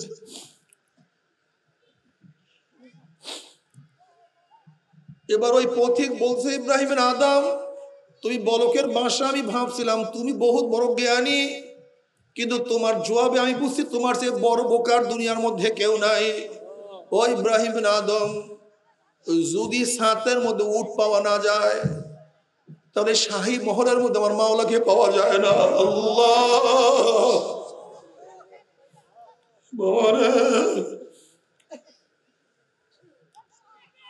আমার যুবক বাবারা, মুরব্বী বাবারা, কেন আমার মাওলাকে মানবা না? কারণটা কোথায়? কি কারণ আমার মাওলাকে মানবা না? তুমি কিসে পড়ো? বলে হুজুর আমি তো এইটে পড়ি। কেন? তুমি কি দেখো না কত সেভেনের ছেলের আমার মাওলার পাগল? তুমি কি দেখো না কত সেভেনের ছেলের আমার মাওলার পাগল? তুমি তো টেনে পড়ো, দেখো না নাইনের কত ছেলের আমার মাওলার পাগল? হে বাবা, তুমি কেন মারবা না? তুমি কেন আমার মাওলাকে মানবা না? তোমার ছেলেও তো আমার মাওলার জন্য পাগল হয়ে গেছে। তোমার ছেলের মুখের মধ্যে দাড়ি, মাথার মধ্যে টুপি, শরীরের মধ্যে সুন্নতি জামা শোভা পাইতে আছে, তুমি বাবা হইয়া কেন মানতে পারবা না? হে মা, তোমার মেয়ে তোমার মাওলার পাগল, কত সুন্দর বোরখা পরে, কত সুন্দর ইবাদত করে, তুমি কেন পারবা না? হে বড় লোক, তোমার চেয়ে কত বড় লোক আমার মাওলার পাগল, তুমি কেন পারবা না? হে গরিব, তোমার চেয়ে কত গরিব আমার মাওলার পাগল, তুমি কেন পারবা না? আমার মাওলার কাছে কোনো কৈফিয়ত চলবে না। আল্লাহ, এ অসুস্থ, তুমি কি অসুস্থ? তোমার চেয়ে কত অসুস্থ আমার মাওলার পাগল, তুমি কি দেখো নাই? আইয়ুব নবী আলাইহিস সালাতু ওয়াস সালাম অসুস্থ অবস্থায় জঙ্গলের মধ্যে কিন্তু আমার মাওলাকে এক মুহূর্তের জন্য ভুলে নাই। হে গরিব, তুমি কি দেখো নাই? বেলালে হাবশির মতো গরিব, নিজেও গোলাম, বাবাও গোলাম, দাদাও গোলাম, 1 টাকার মালিক ছিলেন না, কিন্তু আমার মাওলাকে এমন ভাবে রাজি খুশি করছে, এমন ভাবে রাজি খুশি করছে। মেরাজের রজনীতে জনাবে মুহাম্মদুর রাসূলুল্লাহ সাল্লাল্লাহু আলাইহি ওয়াসাল্লাম পায়ের আওয়াজ পাইতে আছে। নবী আলাইহিস সালাতু ওয়াস সালাম বললেন, ভাই জিবরাইল, কিসের, কার পায়ের আওয়াজ? জিবরাইল আলাইহিস সালাতু ওয়াস সালাম বললেন, ইয়া নবী আল্লাহ, বেলাল হাবশির পায়ের আওয়াজ আপনি পাইতে আছেন। বেলালে হাবশি হাঁটে জমিনের মধ্যে, কিন্তু তার পায়ের আওয়াজ আরো সে মহল্লার মধ্যে। কত গরিব বেলালে হাবশি রাদিয়াল্লাহু তাআলা, এমন বাবার মাওলাকে রাজি করছে। আহারে কিয়ামতের ময়দানে সমস্ত মানুষ উঠে পায়ে হাঁটিয়া হাঁটিয়া, আর বেলালে হাবশি কিয়ামতের ময়দানে উঠবে উটের পিঠে চড়িয়া। আল্লাহ আল্লাহ তুমি কবুল করিয়া নাও। এ আমার যুবক বাবারা, এ আমার মুরব্বী বাবারা, সময় চলিয়া যাইতে আছে, সময় শেষ হইয়া যাইতে আছে, সময় চলিয়া যাইতে, সময় চলিয়া যাইতে আছে। যদি আমার মাওলাকে রাজি খুশি করিয়া মৃত্যু আসার খাইয়া পড়িয়া যাইতেই পারো, আমার মাওলা পাক রব্বুল আলামিন ডাক দিয়া ফেরেশতারে, আমার এই যুবক টুপি মাথা দিয়া কলেজে গেছে, কলেজের সাথীরা টুপি উঠে কত ধুক মারছে, কিন্তু নবী মুহাম্মদ সাল্লাল্লাহু আলাইহি ওয়াসাল্লাম প্রেমে পড়িয়া মাথার থেকে টুপি নামায় নাই। আমার যুবক দাঁড়ি রাখি ইউনিভার্সিটির মধ্যে গেছে, সাথীরা এমনকি উস্তাদরা দাড়ি ধরিয়া কত টানা হেসরা করছে, কিন্তু মদিনাওয়ালার প্রেমে পড়িয়া দাড়ির মধ্যে পোষ লাগায় নাই। আমার যুবক লম্বা জামা গায়ে দিয়া ক্লাসে গেছে, প্রফেসররা জামা ধরিয়া কত টানা হেসরা, কত টিটকারি, কত ফাইজলামি করছে, কিন্তু সুন্নতের প্রেমে পড়িয়া লম্বা জামা গাঁট থেকে নামায় নাই। আমার গরিব প্রতিদিন আনছে, প্রতিদিন খাইছে, এক লোকমা হারামও তার পেটের মধ্যে ঢুকায় নাই। এত সাধনা করিয়া কোন জান্নাত কামাই করছে। আমার ধনীর টাকার কোনো অভাব নাই, সিঙ্গাপুর থাইল্যান্ড গিয়েও গুনাহ করতে পারতো, অপরাধ করতে পারতো, কিন্তু আমি মাওলার ভয়ে একটা গুনার কাজের কাছেও যায় নাই। এত সাধনা করিয়া কোন জান্নাত কামাই করছে। আমার মহিলা এত সুন্দরী, এত সুস্ত্রী, এত আকর্ষণীয়, মাঝে মাঝে চেয়ার উন্মোচন করিয়া রাস্তা বের হওয়ার শখ তার মধ্যে পয়দা হয়েছিল, কিন্তু যখনই রাস্তা বের হবে হঠাৎ খেয়াল করছে আমার মাওলাই নিষেধ করছে, আমি বিপদ অবস্থায় রাস্তায় বের হইতে পারবো না। এত সাধনা করিয়া কোন জান্নাত কামাই করছে। আমার যুবক, আমার জুয়ান, এত জ্ঞানী, এত দায়িত্বশীল, এত যোগ্যতা আমি তাকে দান করছি। সে দুনিয়ার দল করলে এমপি হইতে পারতো, মিনিস্টার হইতে পারতো, ক্ষমতায় যাইতে পারতো, কিন্তু দুনিয়ার সমস্ত ক্ষমতা লাথি মারিয়া আমি মাওলাকে এমন দ্বারা ধরছে, আমি মাওলাকে ছাড়ে না। আল্লাহ এত সাধনা করিয়া কোন জান্নাত কামাই করছে। খবরদার ওই জান্নাত খানা না দেখাইয়া রুটাকে কবজ করিস না। আল্লাহর কসম করিয়া বলিয়া থুইয়া গেলাম, আল্লাহর কসম করিয়া বলিয়া থুইয়া গেলাম, আল্লাহ পাকের মুমিন বান্দা মাঝে যখন মৃত্যু আসার খাইয়া পড়িয়া যাবে, হঠাৎ স্বপ্নের মধ্যে দেখতে পারবে জান্নাতের দরজাগুলি টাস টাস করে খুলিয়া গেছে, জান্নাতের হুরগেল মানা জাওয়াহিরের মালা নিয়ে দাঁড়ায় রইছে। বলবে আল্লাহ তাখাফু ওয়ালা তাহজানু ওয়া আবশিরু বিল জান্নাতিল্লাতী কুনতুম তুআদুন। এ আল্লাহ পাকের বান্দা বান্দি, এত সাধনা করিয়া কোন জান্নাত কামাই করছো, এত ত্যাগ করিয়া কোন জান্নাত কামাই করছো, এত মুজাহিদা করিয়া কোন জান্নাত কামাই করছো। ফজরের সময় গোসল ফরজ, গরম পানির ব্যবস্থা নাই, ওই ঠান্ডা পানির মধ্যে গোসল করিয়া নামাজ পড়িয়া কোন জান্নাত কামাই করছো। চৈত্র বৈশাখ মাসে রোজা, রিক্সা চালাও, ঠেলা গাড়ি ঠেলাও, কাজ করো, দুপুরের সময় কলিজা ফাটিয়া যায় পানি, কিন্তু পুকুরের মধ্যে ডুব দিয়া পানি পান করো না। এত সাধনা কখন জান্নাত কামাই করছো। ওই যে দেখো সেই জান্নাত, ওই জান্নাত দেখার সাথে সাথে আল্লাহ পাকের মুমিন বান্দা মানে রুহটা পাগলের মতো জান্নাতে দৌড় মারবে। কখন যে শরীর থেকে রূহ বাইর হইয়া যাইবে আল্লাহ পাকের মুমিন বান্দা মানে কোনো কিছু টেরো করতে পারবে না। আল্লাহ আল্লাহ তুমি কবুল করিয়া না। বাবারে, যেরকম পরীক্ষার্থী পরীক্ষার আগে কষ্ট করিয়া পড়াশোনা করে, রাতে ঘুম আসতে পারে না, আড্ডা মারতে পারে না, সারাদিন পড়ার পড়া, চেহারা শুকায়া যায়, চক্ষু গর্তের মধ্যে চলিয়া যায়, কিন্তু রেজাল্ট যখন ভালো দেখে মুহূর্তের মধ্যে সমস্ত কষ্ট ভুলিয়া যায়। মা যখন বাচ্চা প্রসব করে প্রথম মৃত্যু দেখিয়া পালায়, কিন্তু বাচ্চার চেহারার দিকে তাকাবার সাথে সাথে মুহূর্তের মধ্যে সমস্ত কষ্ট ভুলিয়া যায়। এ যারা জান্নাত কামাই করে তোমরা কষ্ট শুরু করছো, একটু কষ্ট করো না বাবা। এক নজর জান্নাত দেখার সাথে সাথে মুহূর্তের মধ্যে সমস্ত কষ্ট ভুলিয়া যাবা। কি যে মজা! ওই মজা তো কেউ কার কাছে বয়ান করতে পারবে না। আল্লাহ আল্লাহ কবুল করিয়া নাও। কিন্তু আমার বেনমাজি বাবারা, এ হারাম খোরের দলেরা, এ দুনিয়াদারের দলেরা, এ বেনমাজি, এ বেরোজদারা বাবারা, হে বেপর্দা সেনাকারের দলেরা, এ দুনিয়ার পাগলের দলেরা, দুনিয়ার ক্ষমতাবান নেশারা, নেশার গ্রস্তরা বাবারা, আমার উপর রাগ করিও না। তুমি তোমার কবর রওনা করছো, আমি আমার কবর রওনা করছি। আমি আমার কবরের হিসাব দেব, তুমি তোমার কবরের হিসাব দিবা। আল্লাহ, আমি শুনায় রাখলাম, মানো আর না মানো তুমি বুঝবে, আর তোমার মাওলায় বুঝবে। নাফরমান বদমাশ বেঈমান যখন মৃত্যু বিছানা আসার খায়া পড়িয়া যাবে, আল্লাহ পাক ডাক দেয় ফেরেশতারা, এই নাফরমান নামাজ কাজা করিয়া রোজা ছাড়িয়া দিয়া বেপরদা জেনার মধ্যে লিপ্ত হইয়া দুনিয়ার ক্ষমতার পাগল হইয়া কোন জাহান্নাম কামাই করছে, খবরদার ওর জাহান্নাম না দেখাইয়া ওটাকে কবজ করিস না। আল্লাহর কসম করিয়া বললাম, নাফরমান বদমাশ বেঈমান হঠাৎ স্বপ্নের মধ্যে দেখতে পারবে জাহান্নামের দরজাগুলি টাস টাস করে খুলিয়া গেছে, জাহান্নামের আগুন ধাউ দাউ ধাউ দাউ করে জ্বলতে আছে।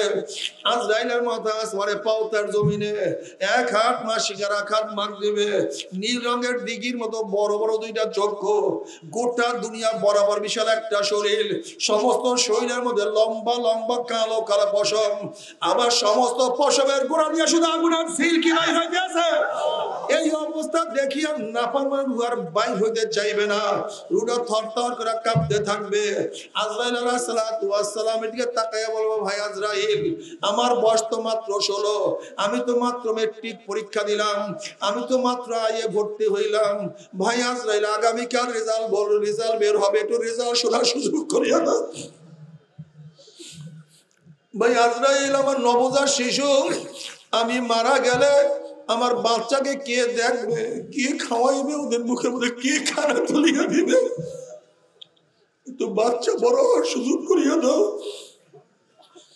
ভাই আজরাইল, নতুন বিবাহ করে স্ত্রীর সাথে মোলাকাত করার সুযোগ করিয়া দাও। আল্লাহ, ভাই আজরাইল, অমুক মাহফিল গিয়া নিয়াত করছিলাম, এই তওবা করব, এই নামাজ ধরবো, এই রোজা ধরবো, এই দাড়ি রাখবো, এই সুন্নাত আর ছাড়বো না, আর মদ পান করবো না, ইয়া আমার গাজার মুখের কাছে অনিব না, আমি আর দুনিয়াদারে থাকবো না, আমি দুনিয়ার পিছনে ছুটবো না, আমি দুনিয়াদার থাকবো না, দুনিয়ার ক্ষমতার পিছনে লাথি মারবো, এই করবো তওবা করবো, করবো করতে করতে তুমি আমার সামনে হাজির হয়ে গেছো, আমাকে একটু তওবা করার সুযোগ করিয়া দাও। আল্লাহর কসম, সারা রাত্র ঘুমাবো না, সারা রাত্র ইবাদত করবো, সারাদিন খাইবো না, সারাদিন রোজা রাখবো, বন্ধু বান্ধবের আড্ডার প্রশ্নই আসে না, সারাদিন কোরআন তেলাওয়াত জিকির আসরের মধ্যে লিপ্ত হইয়া যাবো। ওয়া আকুম মিনাস সালিহিন, আমি নেককার আল্লাহ ওয়ালা হয়ে যাবো, আমাকে একটু তওবা করার সুযোগ করিয়া দাও।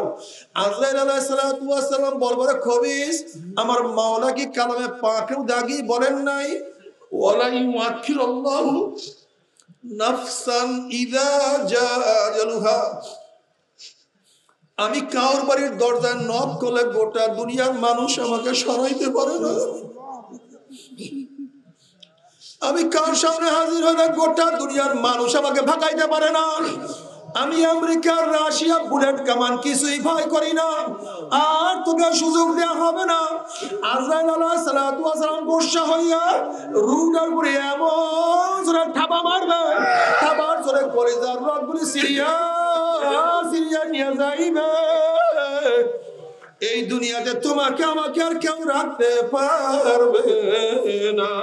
আল্লাহ, এ বড় লোকের দলেরা, সিঙ্গাপুর গিয়া চিকিৎসা করাও না কেন, থাইল্যান্ড গিয়া চিকিৎসা করাও না কেন, আমেরিকায় গিয়েও চিকিৎসা করাও না কেন, ওপেন হার্ট সার্জারি করো না কেন, কিডনি পরিবর্তন করো না কেন, ব্লাড চেঞ্জ করো না কেন, যতই স্যালাইন পুশ করুক না কেন, যতই তোমাকে কোরামিন খাওয়াক না কেন, মাওলার আজরাই থেকে তোমাকে আমাকে আর কেউ রক্ষা করতে পারবে না। আল্লাহ তুমি আমাদের সবাইকে মাফ করিয়া দাও। আল্লাহ আমাদের কলবকে নরম করিয়া দাও মাওলা রে। সুম্মা কাসাত কুলুবুকুম মিন বাদি যালিকা ফাহিয়া কাল হিজারাতি আশাদ্দু কাসওয়া। মাওলা রে আমাদের কিছু কিছু মানুষের কলব তো পাথরের চেয়েও শক্ত হয়ে গেছে। তুমি আমাদের কলবকে নরম করিয়া দাও। আল্লাহ আল্লাহ আল্লাহ। ও যুবক বাবারা, মুরব্বী বাবারা, মন কি বুঝো রে? মন 2,24,000 পয়গাম্বার, 1 লক্ষ বা 2,24,000 পয়গাম্বার কোনদিন মিথ্যা কথা বলতে পারে না। কোরআন কোনদিন মিথ্যা হইতে পারে না, হাদিস কোনদিন মিথ্যা হইতে পারে না, লক্ষ লক্ষ সাহাবারা কোনদিন মিথ্যা কথা বলতে পারে না, কোটি কোটি আল্লাহর ওলিরা কোনদিন মিথ্যা কথা বলতে পারে না। মনকে বুঝো রে মন। আজকে পরীক্ষায় একবার ফেল করলে বারবার পরীক্ষা দিয়ে পাস করার আশা করা যায়। আজকে ব্যবসায় একবার লস খেলে বারবার ব্যবসা করিয়া লাভ করার আশা করা যায়। আজকে দুনিয়ার মামলায় ম্যাজিস্ট্রেট করে হারলে জজ করে আপিল করিয়া, জজ করে হারলে হাই কোর্টে আপিল করিয়া, হাই কোর্টে হারলে সুপ্রিম কোর্টে আপিল করিয়া জেতার আশা করা যায়। কিন্তু খোদা না খাস্তা, খোদা না খাস্তা, খোদা না খাস্তা, মওয়াতের মামলায়, কবরের মামলায়, কিয়ামতের মামলায়, ওই মিজান পুলসরাতের মামলায় যে একবার স্লিপ কাটিয়া যায় আর তো দ্বিতীয়বার আপিল করা যাবে না। আল্লাহ ওয়াইন মিনকুম ইল্লা ওয়ারিদুহা কানা আলা রাব্বিকা হাতবাম মাকদিয়্যা সুম্মা নুনাজ্জিল লাযীনা ইত্তাকাও ওয়া নাযারু যালিমিনা ফিহা জিসিয়্যা। নবী বলো, রাসূল বলো, ওলি বলো, সবাইকে পুসরাত পাড়ি দিতেই হবে। বুখারীর মধ্যে দীর্ঘ এক রওয়ায়াতের মধ্যে আসছে, নবী আলাইহিস সালাতু ওয়াস সালাম ফরমান, আমি পুসরাতের কিনারায় দাঁড়ানো থাকবো, উম্মতরা পাড়ি দেওয়া শুরু করবে। যাদের ঈমান আমল মজবুত, আকাশে বিজলি চমকাবার সাথে সাথে যেরকম তার আলো দুনিয়াতে পৌঁছিয়া যায়, একদল আল্লাহ পাকের মুমিন বান্দাদের ঈমান আমল এত মজবুত হবে, 1 সেকেন্ডের মধ্যে 30,000 বছরের পুসরাত পাড়ি দিয়ে মাওলার জান্নাতে চলিয়া যাবে। আল্লাহ তুমি কবুল করিয়া নাও। যাদের ঈমান আমল একটু দুর্বল হবে, জোর গতি বাতাস চলার মতো পুসরাত পাড়ি দিয়ে মাওলার জান্নাতে চলিয়া যাবে। আল্লাহ তুমি কবুল করিয়া নাও। যাদের ঈমান আমল একটু দুর্বল হবে, জোরে চলনেওয়ালা ঘোড়ার গতিতে পুসরাত পাড়ি দিয়ে আমার মাওলার জান্নাতে চলিয়া যাবে। কেউ গাদার গতিতে পুসরাত পাড়ি দিয়ে মাওলার জান্নাতে চলিয়া যাবে। কেউ দৌড়াইয়া দৌড়াইয়া পুসরাত পাড়ি দিয়ে মাওলার জান্নাতে চলিয়া যাবে। কেউ হাঁটিয়া হাঁটিয়া পুসরাত পাড়ি দিয়ে মাওলার জান্নাতে চলিয়া যাবে। আল্লাহ তুমি কবুল করিয়া দিও। কিন্তু যাদের ঈমানের মজবুতি নেই, আমলের মজবুতি নাই, কত নাফরমান বাবা দেখবে তার ছেলে পুসরাত পাড়ি দিয়া মাওলার জান্নাতে চলিয়া গেছে, বাবা ধরা খেয়া গেছে। যেরকম নবী ইব্রাহিম আলাইহিস সালাতু ওয়াস সালাম বাবা দেখবে তার ছেলে নবী ইব্রাহিম পুসরাত পাড়ি দিয়া মাওলার জান্নাতে চলিয়া গেছে, বাবা ধরা খেয়া গেছে। আবার কত ছেলে দেখবে তার বাবা পুসরাত পাড়ি দিয়া মাওলার জান্নাতে চলিয়া গেছে, বাবা আটকা পড়িয়া গেছে। যেরকম নূহ আলাইহিস সালাতু ওয়াস সালামের ছেলে দেখবে তার বাবা নবী নূহ আলাইহিস সালাতু ওয়াস সালাম পুসরাত পাড়ি দিয়া মাওলার জান্নাতে চলিয়া গেছে, ছেলে আটকা পড়িয়া গেছে। কত স্ত্রী দেখবে তার স্বামী চলিয়া গেছে, স্ত্রী ধরা খেয়ে গেছে। যেরকম লূত আলাইহিস সালাতু ওয়াস সালামের স্ত্রী দেখবে তার স্বামী নবী লূত পুসরাত পাড়ি দিয়া মাওলার জান্নাতে চলিয়া গেছে, স্ত্রী আটকা পড়িয়া গেছে। আবার কত স্বামী দেখবে তার স্ত্রী চলিয়া গেছে, স্বামী ধরা খেয়ে গেছে। যেরকম ফেরাউন দেখবে তার স্ত্রী আসিয়া পুসরাত পাড়ি দিয়া মাওলার জান্নাতে চলিয়া গেছে, স্বামী বেচারা আটকা পড়িয়া গেছে। কত গোলাম দেখবে তার মালিক চলিয়া গেছে, গোলাম আটকা পড়িয়া গেছে। আবার কত মালিক দেখবে তার গোলাম চলিয়া গেছে। এরকম বেলালে হাফসি মালিক দেখবে তার গোলাম বেলালে হাফসি পুসরাত পাড়ি দিয়ে মাওলার জান্নাতে চলিয়া গেছে, মালিক বেচারা আটকা পড়িয়া গেছে। কত উস্তাদ দেখবে ছাত্র চলিয়া গেছে, ওস্তাদ আটকা পড়িয়া গেছে। কত পীর দেখবে তার মুরিদ চলিয়া গেছে, পীর আটকা পড়িয়া গেছে। আবার কত মুরিদ দেখবে তার পীর চলিয়া গেছে, মুরিদ ধরা খেয়ে গেছে। কত বড় লোক দেখবে গরিব চলিয়া গেছে, বড় লোক বেচারা আটকা পড়িয়া গেছে। মুমিনদের পুসরাত পাড়ি দেখিয়া নাফরমানদের মনের মধ্যে আশা হবে আমরাও পুসরাত পাড়ি দিতে পারবো। যখন ইমানবিহীন আমলবিহীন হামাগুড়ি হাতপুর দিয়া আস্তে আস্তে পৌঁছে উঠবে, অমনি কাটিয়া কাটিয়া পিছলাইয়া পিছলাইয়া ঘুম ঘুম জাহান্নামে পড়িয়া যাবে। আর তোমরা সহজে জাহান্নাম থেকে উঠবে না। আল্লাহ আল্লাহ তুই আমাদের সবাইকে মাফ করিয়া দাও। জাহান্নামের উপর থেকে যখন পড়িয়া যাবে কত বছর নিচে যাবে। জনাবে মুহাম্মদ রাসূলুল্লাহ সাল্লাল্লাহু আলাইহি ওয়াসাল্লাম সাহাবায়ে কেরাম রিদওয়ানুল্লাহি তাআলা আলাইহিম আজমাইনদেরকে নিয়ে বসা। হঠাৎ তিনি একটা আওয়াজ পাইলেন। আল্লাহর হাবিব বলেন, সাহাবারা জানো কিসের আওয়াজ? সাহাবারা জবাব দেন, আল্লাহ আল্লাহর রাসূল ভালো জানেন। তখন নবী আলাইহিস সালাতু ওয়াস সালাম বলেন, হে আমার সাহাবারা, 70 বছর আগে জাহান্নামের উপর থেকে একটা পাথর নিক্ষেপ করা হয়েছিল। আজকে 70 বছর পরে সেই পাথর জাহান্নামের নিচে গিয়া ঠেকছে। এই মাত্র তোমরা তার আওয়াজ পাইছো। যখন জাহান্নামীরা জাহান্নামের উপর থেকে পড়িয়া যাবে 70 বছর পর্যন্ত জাহান্নামীরা জাহান্নামের নিচে যাইতেই থাকবে, যাইতেই থাকবে, যাইতেই থাকবে, যাইতেই থাকবে। বাবা সহ্য করতে পারবি? ওই আযাব তো কেউ সহ্য করতে পারবো না। আল্লাহ আল্লাহ তুমি আমাদের সবাইকে মাফ করিয়া দাও। আল্লাহ আমাদের সবাইকে মাফ করিয়া দাও। বাবা ওই জাহান্নামের চিন্তায় তোমার আমার চোখে পানি নাই। অথচ মুসা আলাইহিস সালাতু ওয়াস সালাম একদিন এক রাস্তা দিয়া যাইতেছিলেন, দেখেন একটা পাথর কাঁদতে আছে। আল্লাহ নবী মুসা বলেন, হে পাথর তুই কেন কান্দোস? পাথর জবাব দেয়, আল্লাহ নবী মুসা, আল্লাহ পাক রব্বুল আলামিন জাহান্নামকে মানুষ এবং পাথর দিয়া জ্বালাইবে। ওয়া কুদুহান নাস ওয়াল হিজারা, পাথর এবং মানুষ দিয়া জ্বালাইবে। সেই জাহান্নামের চিন্তা আমি কান্নাকাটি করতে আছি। আপনি আল্লাহর কাছে দোয়া করেন, মাওলা আমাকে মাফ করিয়া দেয়। নবী মুসা আলাইহিস সালাতু ওয়াস সালাম আল্লাহর কাছে দোয়া করেন, মাওলা রে, যেই পাথর তোমার জাহান্নামের ভয় কাঁদে, সেই জাহান্নামের ভয় কাঁদে, সেই পাথর তুমি জাহান্নাম থেকে মাফ করিয়া দাও। আল্লাহ পাক রব্বুল আলামিন সুসংবাদ জানাইয়া দিলেন, যাও সুসংবাদ দিয়া দাও, আমি তাকে মাফ করিয়া দিলাম। এই সুসংবাদ দিয়া যখন নবী মুসা আলাইহিস সালাতু চলিয়া গেলেন, অনেক দিন পরে সেখান থেকে নবী মুসা যাওয়ার সময় দেখে পাথর আবারও কাঁদতে আছে। আল্লাহ নবী মুসা প্রশ্ন করলেন, পাথর তুই কি আমার কথা বিশ্বাস করো নাই? মাওলা তোকে মাফ করিয়া দিছে। তখন পাথর বলতেছে, আল্লাহ নবী মুসা, নবীরা কোনোদিন মিথ্যা কথা বলতে পারে না, আমি বিশ্বাস করছি মাওলা আমাকে মাফ করিয়া দিছে, তাহলে আবারও কেন কাঁদতে আসো? তখন পাথরের জবাবটা কি ছিল? পাথর বলতে আছে, আল্লাহ নবী মুসা, যদি আমি না কাঁদতাম আমার দিকে আপনি লক্ষ্য করতেন না, মাওলা আমাকে মাফও করতো না। যেই কান্নার উসলে মাওলা আমাকে মাফ করিয়া দিছে, ওই কান্না আমি আর কোনোদিনও ছাড়বো না। আল্লাহ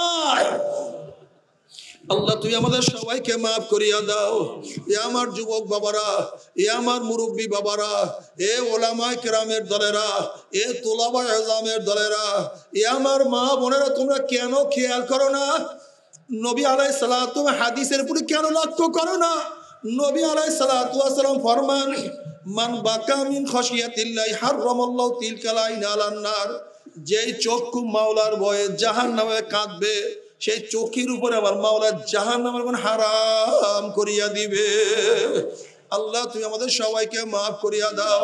তবে মুমিন মুসলমান বলতে সবাই মনে চায় গুনার থেকে ফিরিয়া নেক আমল করিয়া মাওলার জান্নাত কিন্তু সবাইই যাইতে মনে চায়। গুনাহ নিয়া মাওলার জাহান্নামে কাউরি কিন্তু যাইতে মনে চায় না। কিন্তু কেনই বা আমরা নেক আমল করতে পারি না, কেনই বা গুনার কাম ছাড়তে পারি না? এর মূল কারণ হলো আপনার এবং আমার পিছনে নফস এবং শয়তান লাগিয়া রইছে। এই নফস এবং শয়তান থেকে ফেরার জন্য যে কোনো একজন হক্কানি আল্লাহর ওলির হাতে হাত দিতে হবে রে বাবা। খবরদার, বর্তমান জমানায় পীর মুরিদের ভেজাল, শিরক, বিদআত, হিংসা, হাসাদ, ব্যবসা বাণিজ্যে প্রদ হয়ে গেছে। সমস্ত আল্লাহর ওলির একমত, যেই পীরের 5 জন মুরিদের মধ্যে কম পক্ষে 3 জনকে দেখবা আলহামদুলিল্লাহ সুন্নাত মুওয়াফিক আমল আখলাক মজবুত হইয়া যাইতে আছে, গুনার কাম ছাড়তে আছে, নেকের আমল ধরতে আছে, কলব নরম হইয়া চোখে পানি আসতে আছে। বিরিক্কতর নাম কি, ফলে পরিচয়। আমি চরমোনাই বুঝি না, চরমোনাইয়ের দাওয়াত প্রশংসা প্রচার প্রসার করার জন্য আসিনি রে বাবা। চরমোনায় যাওয়ার তোমার কোনো দরকার নাই, কোনো দরকার নাই, কোনো দরকার নাই। তুমি যার কাছে গিয়া পারো গুনার কাম সারো, নেকের আমল ধরো, কলব নরম করিয়া চোখে পানি নিয়ে মাওলার কবরে যাইও। যেরকম দুনিয়ার ঘরে আগুন লাগলে পানি ছাড়া নিবানো যায় না, ঠিক তদ্রূপ তোমার এবং আমার গুনার দ্বারা যে জাহান্নামের আগুন জ্বলিয়া রইছে, চোখের পানি ও ছাড়া কিন্তু জাহান্নামের আগুন নিবানো সম্ভব না। কাজে বাবা, আমার জন্য দোয়া চাই, আমিও দোয়া করি, সবাই সবার জন্য প্রাণ খুলিয়া দোয়া করো, যেন কিয়ামতের ময়দানে, কিয়ামতের ময়দানে গলা গলি বাঁধিয়া মাওলা একসাথে জান্নাতে যাওয়ার তৌফিক দিয়া দেয়। আল্লাহুম্মা আমিন, আল্লাহুম্মা আমিন, আল্লাহুম্মা আমিন। আমার পর্দার মা বোনেরা, ও মা বোনেরা, 2 হাত তুলিয়া মাওলার দরবারে কান্দো আর মাওলার কাছে মাপ চাও। কান্না না আসলে মনের ভিতরে মন একদিন এই ঘরের দরজা দিয়ে নতুন বউ হইয়া উঠছে রে মন। কত মেয়েলোকে শরবত খাওয়াইছে, কত মেয়েলোকে বাতাস করছে, আবার একদিন এই ঘরের দুয়ার দিয়ে মরার আসিয়া বাইর হব। ছেলে কানবে মামা করে, মেয়ে কানবে মামা করে, ওরে মন জবাব তো আর দিব না। আল্লাহ আল্লাহ কত আলেম ওলামা দিনে হাত তুললাম রে মাওলা। আল্লাহ কত সাদা দাড়িওয়ালা ভাই দেখে হাত তুললাম রে মাওলা। আল্লাহ তোমার হাবিব বলছে সাদা দাড়িওয়ালা কান্দন। আল্লাহ কত জাকিরিন শাকিরিন তোমার খাস খাস বন্ধ দেখে হাত তুললাম রে মাওলা। আল্লাহ আমি তো গুনাহগার, আমার দিকে না তাকাইয়া তোমার যেই বন্দার হাত পছন্দ হয় তার উসলে আমাদের সবার গুনাহ খাতা মাফ করে দাও। আল্লাহ তুমি মাফ করবাই না, ক্ষমা করবাই না, তাহলে তোমার বন্দার এখানে কেন আসছে? কি পাওয়ার জন্য আসছে? কি চাওয়ার জন্য আসছে? আমরা দুনিয়া পাওয়ার জন্য আসি নাই, দুনিয়া চাওয়ার জন্য আসি নাই, দুনিয়ার বিপদে পড়েও আসি নাই। আল্লাহ কেউ নামাজ কাজা করিয়া ফেলাইছি, কেউ রোজা সারিয়া দিছি, কেউ বেপরদা জেনার মধ্যে লিপ্ত হয়ে গেছি, কেউ হারাম কবিরা গুনাহ করিয়া ফেলাইছি, আমরা জাহান্নামের কাজ করিয়া ফেলাইছি। আল্লাহ জাহান্নামের খাতার থেকে আমাদের নামটা কাটিয়া দাও। আল্লাহ জাহান্নামের খাতার থেকে আমাদের নামটা কাটিয়া দাও। জান্নাতুল ফেরদাউসের মধ্যে আমাদের নামটা উঠায়া নাও। আল্লাহ তুমি মাঠের দিকে তাকায় দেখো তোমার বান্দারা কেন কান্দে।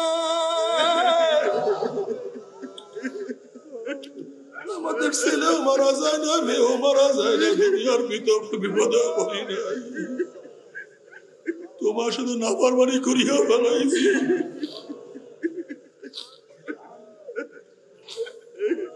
আল্লাহ আমার যুবক আমাদেরকে কবুল করিয়া না, আল্লাহ আমার যুবক আমাদেরকে কবুল করিয়া না, আল্লাহ আমার যুবক আমাদেরকে কবুল করিয়া না, আমার মুরব্বী আমাদেরকে কবুল করিয়া না, আল্লাহ মা আমাদেরকে কবুল করিয়া না।